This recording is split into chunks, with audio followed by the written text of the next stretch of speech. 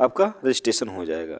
फिर अगर हम बात करें तो यहाँ पर अपलोड क्या करना है, तो अपलोड किए जाने वाले अगर हम डॉक्यूमेंट की बात करें तो देखिए यहाँ से अपलोड किए जाने वाले दस्तावेज, तो कह रहा है स्कैन किया हुआ पासपोर्ट आकार का फ़ोटो होना चाहिए जो जेपीजी प्रारूप में होना चाहिए और 35x45 में, और दोनों हाथ की तर्जनी, ठीक, अंगूठे के जस्ट बगल वाली है हम कहें बात, तो दोनों की, जैसे यहाँ पर एक और एक ही, ऐसे दो आपकी क्या होनी चाहिए, तर्जनी की छाप होनी चाहिए और एक हस्ताक्षर होनी चाहिए।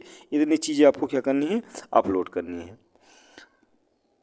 अब नेक्स्ट बात करेंगे कि हमें इस फॉर्म को भरने के लिए क्या क्या चीज़ की आवश्यकता होती है। तो आवेदन करने के लिए दर्ज किए जाने वाले विवरण, तो यहाँ से अगर हम देखेंगे तो पहला हमारा के उम्मीदवार का नाम होना चाहिए, पिता का नाम होना चाहिए सही, माता का नाम सही होना चाहिए, हाई स्कूल के अनुसार जन्मतिथि होना चाहिए, ईमेल आईडी एक होनी चाहिए, मोबाइल नंबर होनी चाहिए, लिंग अर्थात मेल हैं या फीमेल हैं, फिर राष्ट्रीयता मतलब भारतीय जिसे हम कहते हैं इंडियन, फिर हमारे यहाँ यूपी डोमिसाइल हैं या नहीं, मतलब आप यूपी के निवासी हैं या नहीं हैं, तो ये आपको देना है।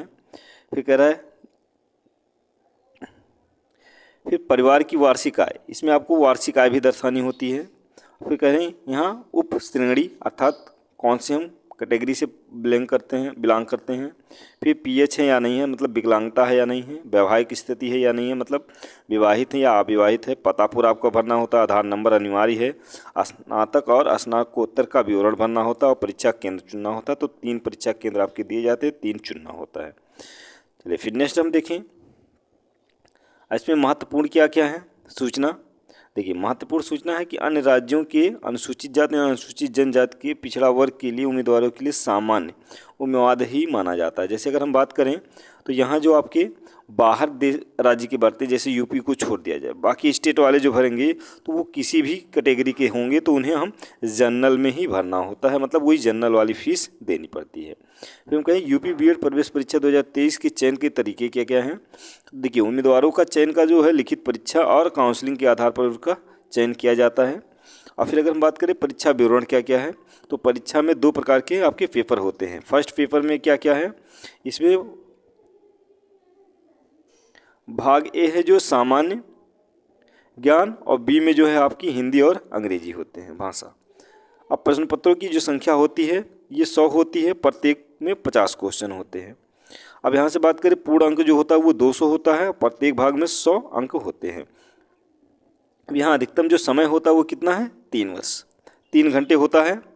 और इसमें नकारात्मक अगर हम बात करें तो नकारात्मक जो होती है वो आपकी 1/3 अंक होती है। नकारात्मक अंक अर्थात माइनस मार्किंग 1/3 होता है।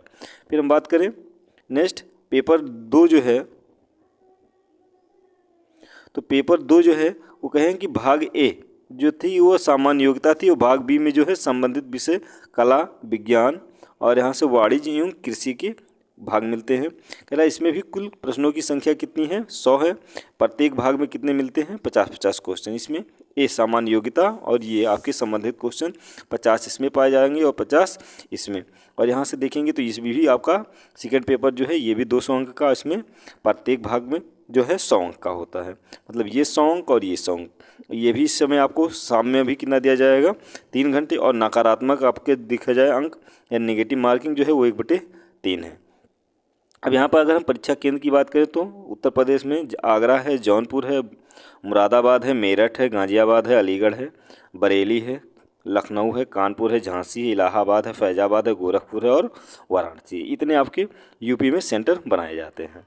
अब फिर अगर हम बात करें आपको डायरेक्ट 1 वर्षीय में लेना है, बीएड में अगर आपको 1 वर्षीय बीएड करना है तो इसके लिए आपकी क्या होनी चाहिए, एमए या एमएससी होना चाहिए।